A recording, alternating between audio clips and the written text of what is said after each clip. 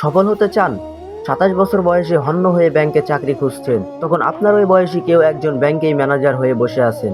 আপনার কেরিয়ার যখন শুরুই হয়নি, তখন কেউ কেউ নিজের টাকায় কেনা দামি গাড়ি হাঁকিয়ে আপনার সামন দিয়েই চলে যাচ্ছে। প্রথমে আসে পরিশ্রমের ব্যাপারটা। যারা আপনার চাইতে এগিয়ে তারা আপনার চাইতে বেশি পরিশ্রমী, এটা মেনে নিন।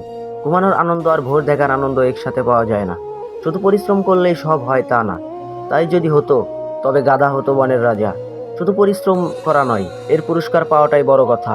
আপনি এক্সট্রা আওয়ার না খাইলে এক্সট্রা মাইল এগিয়ে থাকবেন কিভাবে? সবার দিনই তো 24 ঘন্টা। আমি একজনকে দেখেছি, অন্যরা যখন ঘুমিয়ে থাকে তখন সে রাত জেগে আউটসোর্সিং করে। ও রাত জাগার সুবিধা তো পাবেই। আপনি বাড়তি কি করলেন সেটাই ঠিক করে দেবে। আপনি বাড়তি কি পাবেন? আপনি ভিন্ন কিছু করতে না পারলে ভিন্ন কিছু পাবেন না। বিল গেটস রাতারাতি বিল গেটস হয়নি। শুধু ইউনিভার্সিটি ড্রপ আউট হলেই স্টিভ জবস কিংবা জুকারবার্গ হওয়া যায় না। আউটলায়ার্স বইটি পড়ে দেখুন, বড় মানুষের বড় প্রস্তুতি থাকে। নজরুলের প্রবন্ধগুলো পড়ে বুঝতে পারবেন উনি কতটা স্বশিক্ষিত ছিলেন। শুধু রুটির দোকানে চাকরিতেই নজরুল হওয়া যায় না, কিংবা স্কুল কলেজে না গেলে রবীন্দ্রনাথ হয়ে যাওয়া যাবে না। সবাই তো বই বাঁধাইয়ের দোকানে চাকরি করেন, মাইকেল ফ্যারাডো হতে পারে না। বেশিরভাগই তো সারা জীবন বই বাঁধাই করিয়ে কাটিয়ে দেয়।